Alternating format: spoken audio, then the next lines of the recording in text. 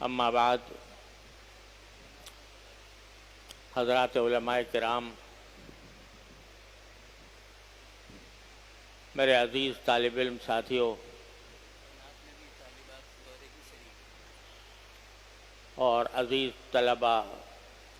اور طالبات، السلام علیکم ورحمۃ اللہ تعالی وبرکاتہ۔ اللہ تبارک و تعالی کا فضل و کرم ہے کہ اس نے ہمیں اس نئے سال کے آغاز کی توفیق عطا فرمائی، اور آج سے ہم اپنے سال بھر کے تعلیمی سفر شروع کر رہے ہیں۔ اللہ تبارک و تعالیٰ اس کو ہم سب کے لیے مبارک فرمائے۔ میں سب سے پہلے تو تمام ان طلباء کا دل و جان سے خیر مقدم کرتا ہوں جو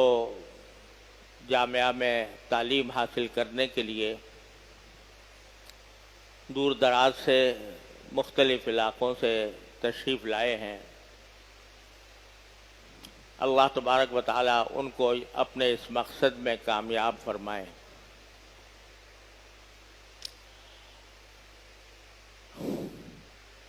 اور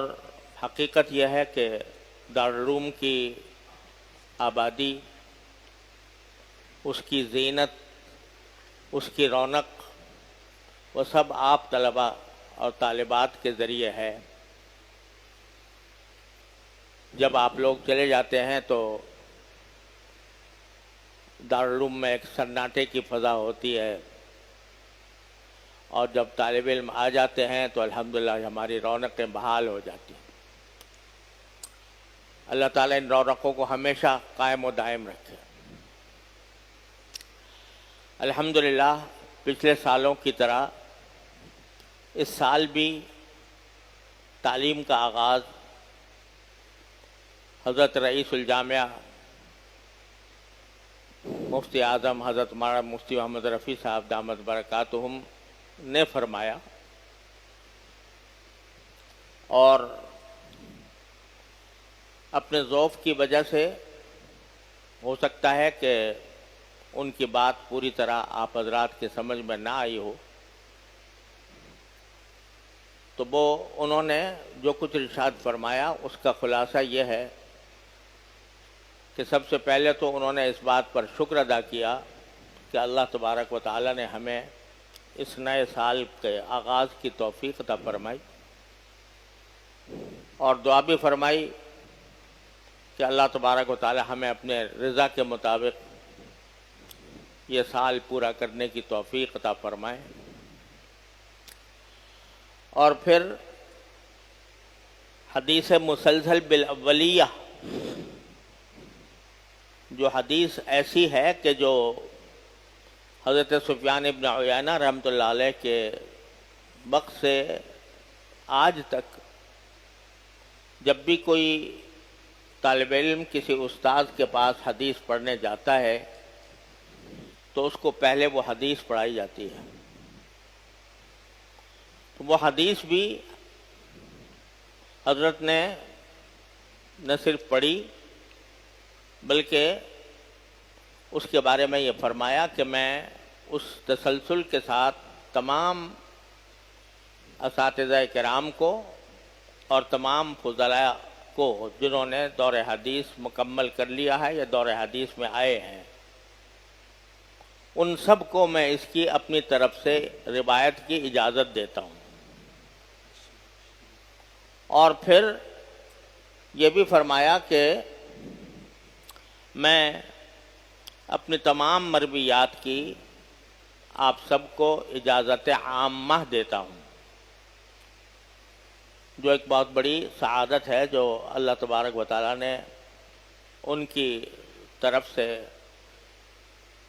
سب سامعین کو عطا فرمائی۔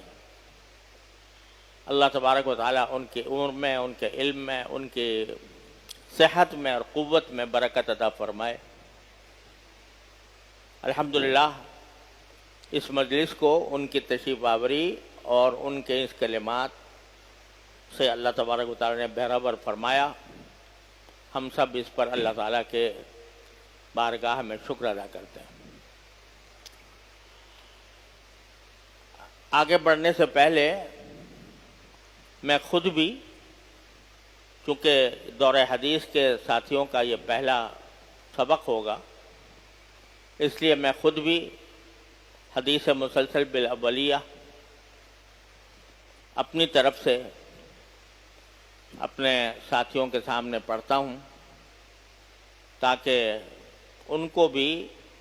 اولیت کا یہ شرف حاصل ہو جائے. تو میں کہتا ہوں کہ حدثنی حسن المشاط شیخ حسن المشاط المکی المالکی رحمہ اللہ تعالی والشیخ محمد یاسین الفادانی رحمہ اللہ تعالی والشیخ الناخبی رحمہ اللہ تعالی كل واحد منهم يرويه بإسناده إلى سيدنا عبد الله بن عبد العاص رضي الله تعالى عنهما قال قال رسول الله صلى الله عليه وسلم الراحمون يرحمهم الرحمن تبارك وتعالى يرحموا من في الأرض يرحمكم من في السماء. یہ حدیث میں نے اس اولیت کے ساتھ سب سے پہلے شیخ حسن مشاط مالکی رحمۃ اللہ علیہ سے حاصل کی. سن 1963 میں جب میں اور میرے بڑے بھائی جناب محمد ولی راضی صاحب عمرے کے لیے گئے تھے تو اس وقت حضرت شیخ حسن مشاط رحمۃ اللہ علیہ مسجد حرام میں حدیث کا درس دیا کرتے تھے. تو وہاں پر اللہ تعالیٰ نے ان سے یہ تلمذ کا شرف عطا فرمایا اور انہوں نے مجھے یہ حدیث عطا فرمائی. پھر اگلے سال سن 1964 میں حضرت والد ماجد رحمۃ اللہ علیہ اور حضرت برادر مکرم حضرت مفتی محمد رفیع صاحب دامت برکاتہم کی معیت میں حج کی سعادت اللہ نے عطا فرمائی. تو اس وقت میں پھر دوبارہ حضرت حسن شیخ حسن مشاط کی خدمت میں حاضری ہوئی اور بھائی صاحب کو جب انہوں نے اجازت دی تو میں نے بھی اس اجازت میں حصہ لیا. اس کے بعد حضرت شیخ محمد یاسین الفادانی رحمۃ اللہ علیہ سے اور پھر شیخ ناقبی رحمہ اللہ سے یہ حدیث میں نے سنی ہے اور یہ پہلی حدیث ہے جو میں نے ان بزرگوں سے سنی. تو اسی تسلسل کے ساتھ میں اپنے دور حدیث کے طلباء کو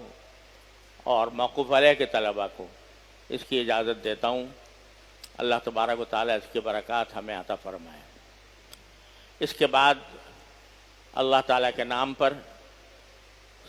حدیث کا صحیح بخاری کا آغاز کرتے ہیں. پڑھیے. بسم اللہ الرحمن الرحیم. الحمد لله رب العالمين والعاقبة للمتقين والصلاة والسلام على سيد الأنبياء والمرسلين وعلى آله وصحبه أجمعين وعلى كل من تبعهم بإحسان إلى يوم الدين. أما بعد فضيلة شيخنا شيخ الإسلام والمسلمين العلامة الفقيه المحدث محمد تقي العثماني حفظكم الله تعالى ورعاكم ومتعنا بعلومكم وبركاتكم آمين. حدثكم الشيخ المجاهد الكبير المفتي مولانا رشيد أحمد اللديانوي قدس سره وهو عن شيخ الإسلام والمسلمين شيخ العرب والعجم زين الملة والدين مولانا حسين أحمد المدني رحمه الله تعالى عن شيخ الهند مولانا محمود حسن قدس سره عن الشيوخ الكبار في الهند مولانا وسيدنا وسيد العلماء محمد قاسم النانوتوي رحمه الله تعالى والشيخ فقيه النفس سيد الفقهاء مولانا رشيد أحمد الكنكوهي قدس سره والشيخ مولانا محمد يعقوب النانوتوي رحمه الله تعالى وهم من تلامذة الشيخ شاه عبد الغني المجدد الدهلوي ثم المدني رحمه الله تعالى عن الشهير في الآفاق مولانا الإمام الحجة شاه محمد إسحاق الدهلوي الدهلوي ثم المكي رحمه الله تعالى، وأيضا عن الشيخ محمد عابد السندي الأنصاري المدني رحمه الله تعالى، وهو أي مولانا الشاه محمد إسحاق عن جده لأمه إمام الأئمة العارف بالله الشاه عبد العزيز الدهلوي رحمه الله تعالى، عن إمام الأئمة مرجع الأسانيد في الهند إمام المنقول والمعقول مولانا الشاه ولي الله الدهلوي بن مولانا الشاه عبد الرحيم رحمه الله تعالى قال: أخبرنا الشيخ أبو طاهر محمد بن إبراهيم الكردي المدني رحمه الله تعالى قال: أخبرنا والدي الشيخ إبراهيم رحمه الله تعالى قال: قرأت على الشيخ أحمد القشاشي رحمه الله تعالى قال: أخبرنا أحمد بن عبد القدوس أبو المواهب الشنابي رحمه الله تعالى قال: أخبرنا الشيخ شمس الدين محمد بن أحمد بن محمد الرملي رحمه الله تعالى عن الشيخ زين الدين زكريا بن محمد أبي يحيى الأنصاري رحمه الله تعالى قال: قرأت على الشيخ الحافظ أبي الفضل شهاب الدين أحمد بن علي بن حجر العسقلاني رحمه الله تعالى عن إبراهيم بن أحمد التنوخي رحمه الله تعالى عن أبي العباس أحمد بن أبي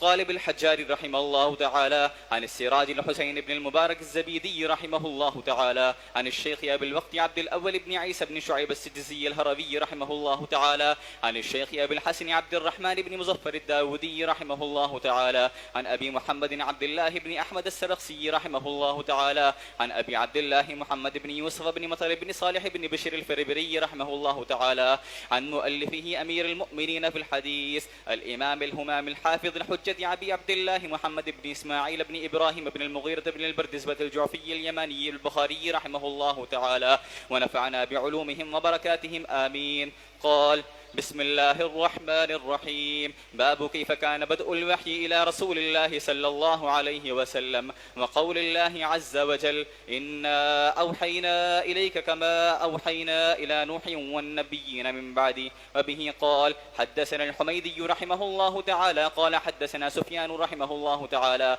قال: حدثنا يحيى بن سعيد الأنصاري رحمه الله تعالى قال: أخبرني محمد بن إبراهيم التيمي أنه سمع علقمة بن وقاص الليثي رحمه الله تعالى يقول: سمعت عمر بن الخطاب رضي الله تعالى على المنبر يقول: سمعت رسول الله صلى الله عليه وسلم يقول: إنما الأعمال بالنيات وإنما لامرئ ما نوى، فمن كانت هجرته إلى دنيا يصيبها أو إلى امرأة ينكحها فهجرته إلى ما هاجر إليه. ما شاء اللہ. یہ صحیح بخاری کا پہلا باب ہے اور پہلی حدیث ہے جو ابھی آپ کے سامنے پڑھی گئی. اس حدیث سے متعلق کچھ علمی مباحث ہیں. اس ترجمۃ الباب سے متعلق بھی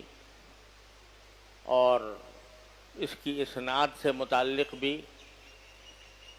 اور اس کے متن سے متعلق بھی کچھ علمی مباحث ہیں جو انشاءاللہ اس کے صحیح بخاری کے جو تفصیلی درس میں آپ حضرات کے سامنے آئیں گے. لیکن جو حدیث امام بخاری رحمۃ اللہ علیہ نے روایت فرمائی ہے اور جس سے کتاب شروع کی ہے وہ بڑی اہم ہے، اور امام بخاری کا مقصد بھی یہ ہے کہ کتاب شروع کرنے سے پہلے اس حدیث کو مد نظر رکھ کر ہم اپنی نیتوں کی اصلاح کریں. حدیث ایسی ہے جو اکثر و بیشتر مسلمانوں کو یاد بھی ہوتی ہے. انما الاعمال بالنیات، کہ تمام اعمال کا دار و مدار نیتوں پر ہے. کوئی بھی عبادت اچھی نیت کے بغیر اللہ تبارک و تعالیٰ کے ہاں قبول نہیں ہوتی، اس پر اجر و ثواب مرتب نہیں ہوتا. وَإِنَّمَا لِامْرِئٍ مَّا نَوَىٰ، ہر شخص کو وہی ملے گا جس کی اس نے نیت کی. اگر اللہ کی رضا کی نیت کی تو اللہ تعالیٰ کی رضا حاصل ہوگی، اجر و ثواب ملے گا. جنت حاصل ہوگی، اور اگر دنیا مقصود تھی تو اگر وہ مباح ہے تو وہ دنیا مل جائے گی، ثواب نہیں ملے گا، اور اگر دنیا کی نیت کرنا اس میں حرام تھا تو الٹا گناہ ہوگا۔ آگے پھر اس کی تفصیل رسول کریم صلی اللہ علیہ وسلم نے ارشاد فرمائی کہ فمن کانت ہجرتہ الی دنیا یصیبھا او الی امرأۃ ینکحھا، اگر کوئی شخص ہجرت کرے، اس زمانے میں مکہ مکرمہ سے مدینہ طیبہ مسلمان اس لیے ہجرت کر رہے تھے کہ مکہ مکرمہ میں ٹھیک اسلامی زندگی گزارنا مشکل ہو رہا تھا، تو وہ ہجرت کوئی آدمی کرے اگر اس لیے کرے کہ تاکہ میں دین پر صحیح عمل کر سکوں تب تو اس کو ثواب ملے گا، لیکن اگر ہجرت کر رہا ہے کسی دنیا کو حاصل کرنے کے لیے، تجارت کے لیے، کوئی نفع حاصل کرنے کے لیے، یا کسی عورت سے نکاح کے لیے، بعض روایتوں میں آتا ہے کہ ایک صحابی تھے، انہوں نے مدینہ منورہ کی ایک خاتون ام قیس رضی اللہ تعالی عنہ کو نکاح کا پیغام دیا، تو انہوں نے یہ شرط لگائی کہ اگر آپ ہجرت کر کے مدینہ منورہ آ جائیں گے تو میں نکاح کر لوں گی، چنانچہ وہ ہجرت کر کے آ گئے۔ تو شاید اس کی طرف اشارہ ہے کہ اگر کوئی شخص ہجرت اس لیے کرتا ہے کہ کسی عورت سے نکاح کرنا مقصود ہے، فَهِجْرَتُهُ إِلَى مَا هَاجَرَ إِلَيْهِ، تو پھر اس کی ہجرت اسی کام کی سمجھی جائے گی جس کام کے لیے اس نے، وہ نیت کوئی بری نہیں ہوتی، ناجائز نہیں ہوتی نہیں ہے، لیکن ثواب نہیں ہے، اس واسطے نیت اگر نکاح کرنے کی ہے تو پھر ہجرت اس کی اسی کام کے لیے سمجھی جائے گی اور اگر ناجائز تو اس وقت بجائے اس کے کہ اس کو ثواب ملتا الٹا ان کے درجات بلند فرمائے۔ ان کے مدارک بڑے عجیب ہوتے ہیں، انہوں نے یہ حدیث سب سے پہلے روایت کی ہے، بلکہ جو باب قائم کیا ہے باب کیف کان بدء الوحی الی رسول اللہ صلی اللہ علیہ وسلم، اس سے اس کا بظاہر کوئی جوڑ بھی نظر نہیں آتا، تو یہ کیوں یہاں پر یہ روایت کی ہے، اس کے مختلف توجیحات ہیں جو انشاءاللہ کسی اور وقت میں عرض کروں گا، لیکن اصل بات یہ ہے کہ امام بخاری خود چونکانا چاہتے ہیں کہ بھئی ابھی تو باب کہا تھا کیف کان بدء الوحی الی رسول اللہ صلی اللہ علیہ وسلم، بات یہ ہو رہی تھی کہ حضور اقدس صلی اللہ علیہ وسلم پر وحی کا آغاز کیسے ہوا، اور ایک ایسی حدیث لے آئے جس کا بظاہر اس سے کوئی تعلق نہیں ہے، تو چونکانا مقصود ہے، اور چونکا کر مجھے اور آپ کو یہ تنبیہ کی جا رہی ہے کہ سبق تو تم شروع کر رہے ہو اور حدیث کا شروع کر رہے ہو، لیکن قبل اس کے کہ حدیث کا سبق شروع کرو، طالب علم کا آغاز کرو، اس سے پہلے اپنے دل کو ٹٹول کر یہ دیکھو کہ کس نیت سے پڑھ رہے ہو۔ اگر نیت تمہارے پڑھنے کی اصل نیت اللہ تبارک و تعالیٰ کو راضی کرنے کی ہے، اور اصل نیت یہ ہے کہ ہمیں قرآن و حدیث کے احکام معلوم ہوں، ان کو ہم اپنی زندگی میں اپنائیں، دوسروں تک اس کو پہنچائیں اللہ تعالیٰ کی رضا کی خاطر، تب تو یہ تمہارا طالب علم کا آغاز کرنا مناسب ہے اور قابل مبارکباد ہے۔ لیکن اگر خدا نہ کرے دلوں میں یہ نیت ہے کہ میں یہ پڑھ کر عالم کہلاؤں اور دنیا میری عزت کرے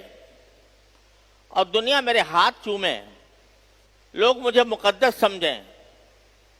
میرے مریدین اور متقدین کا ایک بڑا حلقہ ہو، دنیا میں میرا نام ہو، میری شہرت ہو،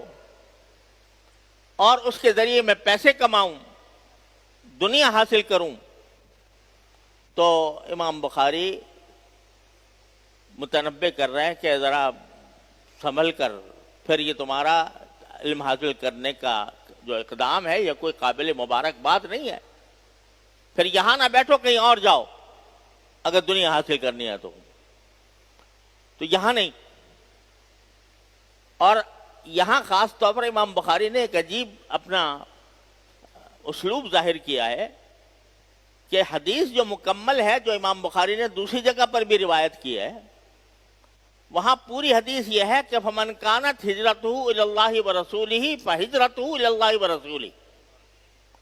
اور انہیں یہاں روایت کرتے ہوئے پہلا حصہ نہیں ذکر کیا. من کانت ہجرتہ الی اللہ ورسولہ فہجرتہ الی اللہ ورسولہ، یہ حصہ نہیں آیا، اس حدیث میں روایت ہی نہیں کیا. جو مثبت حصہ تھا، یعنی جس میں یہ کہا گیا تھا کہ ہجرت وہی معتبر ہے جو اللہ کے رسول کے لیے ہو، اور وہ ہوگی تو اللہ رسول کے لیے ہوگی اور موجب اجر ہوگی، اس حصے کو تو روایت ہی نہیں کیا. یہاں صرف دوسرا حصہ روایت کیا کہ من کانت ہجرتہ الی دنیا یصیبھا او امرأۃ او الی امرأۃ ینکحھا فہجرتہ ما ہاجر الیہ. آخر کیوں حذف کر دیا پہلا حصہ؟ تفصیل انشاءاللہ درس میں آئے گی، لیکن یہ خاص وجہ سے کیا ہے. وہ اس طرح نہیں کہ اتفاقاً امام بخاری نے وہی روایت ذکر کر دی اور اس میں سے ایک حصہ نقل. بکثرت ایسے کرتے ہیں امام بخاری کہ کسی روایت کا کوئی حصہ، ایک حصہ روایت کرتے ہیں، دوسرا نہیں روایت کرتے. لیکن یہاں پر خاص طور پر شاید عمدن یہ روایت کیا ہے کہ صرف پہلا حصہ چھوڑ دیا اور دوسرا حصے کے اوپر صرف اکتفا کیا. السلام علیکم ڈاکٹر صاحب، میں ذرا ایک درس میں ہوں، میں تھوڑی دیر میں آپ کو فون کرتا ہوں، ایک دو گھنٹے بعد انشاءاللہ. السلام علیکم. تو یہ اللہ تبارک امام بخاری کا یہ خاص مدرک ہے کہ وہ اس حصے کو روایت کر رہے ہیں جو وعید کی طرف جاتا ہے، جو تنبیہ کی طرف جاتا ہے کہ آج ذرا اپنی نیت درست کر لو، ورنہ یاد رکھو کہ جو نیت کرو گے وہی ملے گا تمہیں. اگر تم نے یہ علم حاصل اس لیے کر رہے ہو کہ اس کے ذریعے تمہیں پیسے ملیں گے، اگر تم اس لیے کر رہے ہو کہ دنیا میں تمہاری شہرت ہوگی، اگر اس لیے کر رہے ہو کہ دنیا تمہارے ہاتھ چومے گی، تو یاد رکھو پھر وہ جو علم کی فضیلت ہے یا اللہ تبارک و تعالیٰ کے ہاں جو اس کے انعامات ہیں کہ فرشتے پر بچھاتے ہیں تمہارے لیے، اور تم جب کوئی راستے کا کوئی حصہ قطع کرتے ہو تو وہ تمہارا جنت کا راستہ قطع ہو رہا ہوتا ہے. مچھلیاں تمہارے سمندر میں تمہارے لیے دعائیں کرتی ہیں، اس لیے کرتی ہیں کہ تم علم حاصل اس لیے کرو کہ میں پیسے کماؤں گا. اس لیے کرتی ہیں مچھلیاں دعائیں کہ تم دنیا کے اندر اپنا نام چاہتے ہو. اس لیے کرتی ہیں تاکہ تم بڑے سے بڑے مالدار بن جاؤ، دولت مند بن جاؤ. یہ مچھلیاں اس لیے دعائیں کرتی ہیں، ملائکہ اس لیے پر بچھاتے ہیں، اور تمہارے ہر قدم پر اللہ تبارک و تعالیٰ جنت کا راستہ آسان اس لیے کرتے ہیں کہ تم یہ علم اللہ کے لیے پڑھ رہے ہو، تم اللہ کو راضی کرنے کے لیے پڑھ رہے ہو. تم اس لیے پڑھ رہے ہو تاکہ اس کے ذریعے تم دین کے احکام حاصل کر کے اپنی زندگی میں ان کو رچاؤ اور بساؤ، اور دوسروں تک اس کو اسی جذبے کے ساتھ پہنچاؤ. یہ ہے صحیح نیت جو تمہیں. ورنہ اگر نیت دنیا حاصل کرنے کی ہے تو آپ ابو داؤد شریف میں حدیث پڑھیں گے. ابو داؤد شریف میں حدیث آتی ہے کہ رسول کریم سرورد عالم صلی اللہ علیہ وسلم نے ارشاد فرمایا کہ من تعلم علما مما یبتغى به وجه الله لا يتعلمه الا للدنيا يصيبها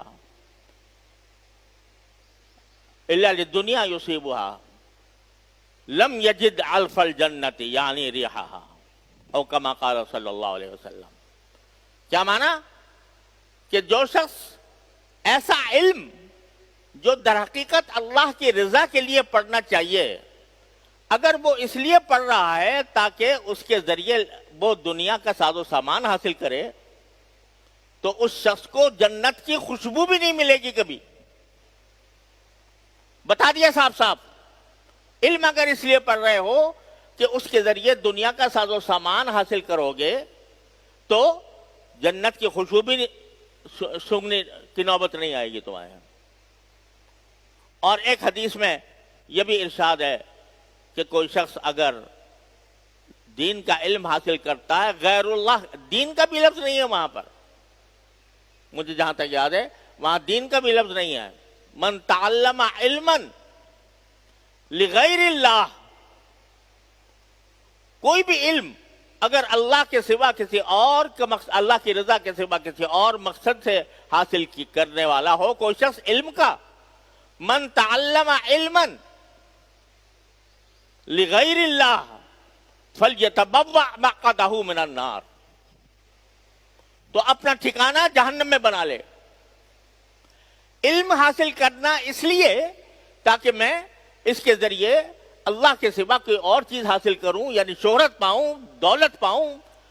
ملازمتیں پاؤں، تو فلیتبوأ مقعدہ من النار، تو وہ اپنا ٹھکانہ جہنم کو بنا لے. یہاں میرے عزیزوں میں کچھ اہم بات آپ سے عرض کرنا چاہتا ہوں،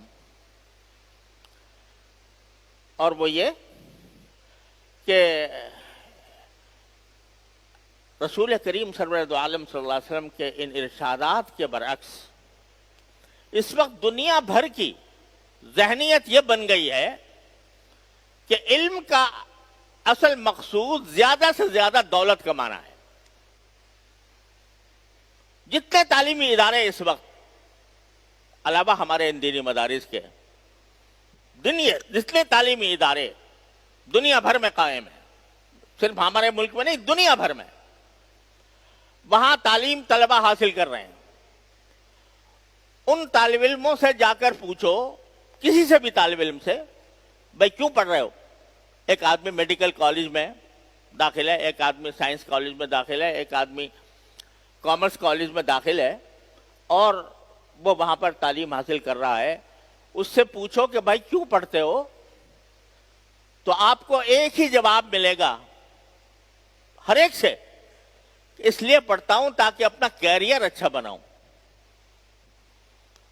کیریئر اچھا بنانے کے کیا معنی ہے؟ کہ مستقبل میں مجھے کوئی بڑا عہدہ مل جائے، بڑی ملازمت مل جائے جس کے اندر مجھے پیسے زیادہ حاصل ہو جائے. یہی ایک جواب ہوگا. یہ اس وقت یونیورسل جواب ہے پوری کائنات میں. بڑی بڑی یونیورسٹیوں میں کسی سے بھی جا کر پوچھ لو تو اس کا جواب یہ ہوتا ہے کہ میں اس لیے پڑھ رہا ہوں تاکہ میں اپنا کیریئر بناؤں، مجھے اچھی ملازمتیں ملیں، مجھے اچھا منصب ملے، اور میں زیادہ سے زیادہ دولت کمانے کے لائق ہوں. یہ کسی زمانے میں یہ بات اتنی بڑی عیب تھی، اتنا بڑا عیب تھی کہ رسول کریم سرورت عالم صلی اللہ علیہ وسلم فرما رہے ہیں کوئی بھی علم اگر غیر اللہ کے لیے حاصل کیا جائے گا تو وہ جہنم میں اپنا ٹھکانہ بنا لے. اور یہ بات صرف مسلمانوں میں نہیں، غیر مسلموں میں بھی تھی. غیر مسلم لوگ جو بڑے بڑے سائنسدان جو گزرے ہیں اور جو بڑے بڑے موجد گزرے ہیں، انہوں نے سائنس کے اندر جو اپنی ایجادات کی ہیں یا ترقیاں کی ہیں، وہ ان کے اگر حالات پڑھو تو انہوں نے بعض اوقات فقر و فاقے میں زندگی گزاری، لیکن ان کے پیش نظر پیسہ کمانا نہیں تھا بلکہ ان کا پیش نظر خدمت تھی. چاہے وہ انسانیت کی خدمت ہو، غیر مسلم ہو، لیکن وہ انسانیت کی خدمت کرنا چاہتے تھے. یہ کارل مارکس جس کی ساری دنیا میں سوشلزم کا نظریہ ساری دنیا میں پھیلا، تو وہ کتنا ہی غلط نظریہ تھا، کتنا ہی خراب نظریہ تھا، کتنا ہی باطل نظریہ تھا، لیکن اس نے جو علم حاصل کیا، معاشیات کا علم جو حاصل کیا، وہ اس طرح حاصل کیا کہ یہ فقر و فاقے کی زندگی گزاری ہے اس نے، اور چیتھڑے پہن کر اور باقی ماندہ روٹی کے ٹکڑے استعمال کر کے اس نے علم حاصل کیا، اور پھر کتاب لکھی، اور جو کتاب لکھی ہے جو ساری دنیا کے اندر پھیلی، داس کیپیٹال، جو ساری کمیونزم اور سوشلزم کی بنیاد ہے، اس کے مقدمے میں اس نے اپنے ساری حالات لکھے ہیں، کس طرح میں نے یہ علم حاصل کیا اور کس طرح میں نے اس کو کوشش کی، لیکن اس لیے کہ تاکہ انسانیت کا فائدہ ہو۔ اس کے خیال میں انسانیت کا فائدہ تھا، تو اس نے یہ مصیبتیں برداشت کی، اور آخر میں ایک جملہ لکھا کہ there is no royal road to science، کہ علم کے طرف جانے والا کوئی راستہ شاہی راستہ نہیں ہوتا، علم کی طرف جانے والا کوئی راستہ شاہی راستہ نہیں ہوتا۔ ایسا نہیں ہوتا کہ آپ کے لیے قالین بچھائے جائیں، سرخ قالین آپ کے استقبال کے لیے، اور پھر علم آ کر آپ کی گود میں پڑ جائے، کوئی راستہ شاہی۔ تو پہلے زمانے میں غیر مسلم بھی یہ بات عیب سمجھتے تھے کہ ہم اب علم دنیا کے لیے حاصل، اس کام کے لیے حاصل کریں کہ ہم پیسے زیادہ کمائیں، بلکہ ان کا مقصد خدمت ہوا کرتا تھا، چاہے مسلمان ہو یا غیر مسلم۔ لیکن آج یہ فیشن بن گیا، اور کوئی تعلیمی ادارہ، کالج، یونیورسٹی، کسی جگہ چلے جاؤ، مقصود اصلی صرف کیا ہے؟ پیسہ کمانا۔ جب پیسہ کمانا ہے تو اس میں اس سے کوئی بحث نہیں ہے کہ اس علم، میرے علم کے ذریعے لوگوں کا فائدہ پہنچے، لوگوں کو کہ میں خدمت کروں، میں اپنے ملک کا مستقبل روشن کروں، اس طرف کوئی دھیان نہیں۔ لہذا اگر وہ تو ایک بکاؤ مال ہے، جب پیسے کے لیے کر رہا ہے تو بکاؤ مال ہے، اس کو اگر یہاں پیسے اچھے مل رہے ہیں تو یہاں کرے گا، اس کو اگر برطانیہ میں مل رہے ہیں برطانیہ میں جا کے خدمت کرے گا، اس کو اگر امریکہ میں پیسے زیادہ مل رہے ہیں امریکہ میں جا کے خدمت کرے گا۔ اپنے ملک کی کیوں خدمت کرے وہ؟ اس واسطے کہ پیش نظر پیسہ ہے، وہ پیسہ یہاں نہیں ملتا اتنا زیادہ، وہاں ملتا ہے۔ یہ ایک فیشن بن گیا ہے پورا، اور اس درجہ بن گیا کہ آج جب ہم یہ کہتے ہیں اپنے مدارس دینیہ کے بارے میں کہ بھائی ہم تو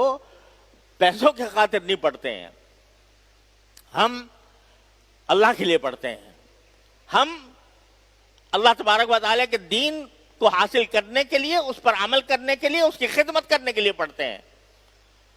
تو اس کو عیب سمجھا جانے لگا، اس کو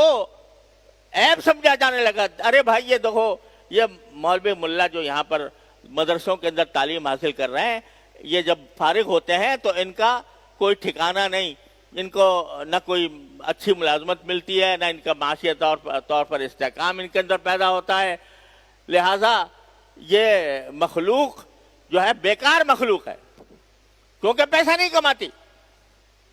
بیکار اس لیے جو کارآمد وہ ہے جو پیسہ کمائے، یہ مخلوق پیسہ نہیں کما رہی، اور نہ پیسہ کمانے کے لیے اس نے اپنا وقت صرف کیا ہے۔ یہ تو کسی ایک اندیکھی جنت کے لیے کر رہے ہیں، وہ جنت ملے گی، ان کو مل جائے گی۔ دنیا میں تو یہ ان کا کوئی معاشی استحکام نہیں ہوگا، یہ کھائیں گے کہاں سے، یہ پیئیں گے کہاں سے؟ ہم سے کہا جاتا ہے، بڑے بڑے ارباب اقتدار سے ہماری باتیں ہوئی ہیں، وہ کہتے ہیں کہ بھئی تم یہ کیا کر رہے ہو، ان طلبہ کے ساتھ دشمنی کر رہے ہو کہ ان کو تم ایسے علوم نہیں پڑھاتے، ایسے علوم نہیں سکھاتے جس کی وجہ سے ان کی تنخواہیں بڑھیں، یہ جا کے سرکاری ملازمتوں میں حصہ لیں، اور یہ جا کر کوئی سی ایس پی آفیسر بن جائے، کوئی بیوروکریٹ بن جائے، کوئی یونیورسٹی کے اندر اعلیٰ درجے کا پروفیسر بن جائے، وغیرہ وغیرہ، کوئی ڈاکٹر بن جائے، کوئی انجینئر بن جائے۔ ہم کہتے ہیں بھائی خدا کے لیے ہمیں اپنے حال پر رہنے دو، ہم یہ کام جو ہے اس لیے نہیں کر رہے کہ ان کو جا کے ڈگریاں ملیں اور یہ ڈگریاں لے کر اور بڑی ملازمتوں کے اندر حصے دار ہوں۔ تو سمجھ میں نہیں آتی ان کے بات، یہ کیسے ہو سکتا ہے کوئی علم حاصل کرے اور اس کے پیش نظر پیسہ نہ ہو؟ یہ ہو کیسے سکتا ہے؟ ان کی سمجھ میں بات نہیں آتی۔ اب ذرا ایک بات اور آ گئی ذہن میں، اس کو بھی بڑا اچھی طرح سمجھنے کی ضرورت ہے. اور وجہ اس کی یہ ہے کہ اس وقت یہ عجیب کچھ تصورات پھیلے ہوئے ہیں مختلف حلقوں میں عصری تعلیم اور دینی مدارس کے حوالے سے کہ بھئی دینی مدارس میں عصری تعلیم ہونی چاہیے, نہیں ہونی چاہیے, کیا ہونا چاہیے. اس کے اوپر بحثیں ہو رہی ہیں, اس کے اوپر مجادلے ہو رہے ہیں, اور ایک عجیب کشمکش کا سا عالم برپا ہے. خود ہمارے طالب علموں کے ذہن میں, بڑے بڑے بہت سے اساتذہ کے ذہن میں بھی کچھ خلیش سی عجیب پیدا ہو گئی ہے. وہ خلیش اس لیے پیدا ہو گئی ہے کہ اس معاملے میں ایک زبردست خلط مبحث کا شکار ہو رہے ہیں لوگ. جب تک اس خلط مبحث کو ذہن سے دور نہیں کیا جائے گا اس وقت تک یہ لوگ غلط باتیں کرتے رہیں گے, مجادلے اور مباحثے چلتے رہیں گے جس کی کوئی انتہا نہیں ہوگی. اور مجھے اندیشہ ہے کہ اگر خدا نہ خواستہ یہ خلط مباحث ذہنوں سے دور نہ ہوا تو ہم اپنی پٹڑی سے اتر جائیں گے. جس پٹڑی پر ہم مدارس دینیہ کو لے کر چلے تھے, جس پر ہمارے بزرگ لے کر چلے تھے, اس پٹڑی سے اتر کر کہیں اور روانہ ہو جائیں گے. اس لیے میں اس خلط مباحث کو دور کرنا چاہتا ہوں, اور اس کو ذرا غور سے اچھی طرح سمجھیے. بات یہ ہے کہ ہم عصری تعلیم کے مخالف نہیں ہیں. پہلی بات, عصری تعلیم سے مراد جو بھی دنیا کے اندر رہنے کے لیے جو علوم ضروری ہیں, سائنس ہے, ٹیکنالوجی ہے, یہ کامرس ہے, اکاؤنٹنگ ہے, جو کچھ بھی ہے, جتنے علوم عصریہ کہلاتے ہیں ان کے ہم مخالف نہیں ہیں. یہ علوم بھی میرے والد ماجد قدس اللہ تعالی سرہ کے ارشاد کے مطابق اگر دیکھا جائے تو ایک لحاظ سے فرض کفایہ ہیں. اگر فرض کرو کہ آدمی ڈاکٹری پڑھنا چھوڑ دے, طب پڑھنا چھوڑ دے, کوئی یہاں پر طب کا سکھانے والا نہ ہو, چاہے وہ طب یونانی ہو چاہے انگریزی ہو, اور کوئی بیمار ہو جائے, کیا ہوگا؟ وہ لوگوں کے ساتھ کے لیے سخت مشکلات کا باعث بنے گا. لہذا اگر کوئی ڈاکٹر بن رہا ہے تو معاشرے کی ایک اہم ضرورت پوری کر رہا ہے.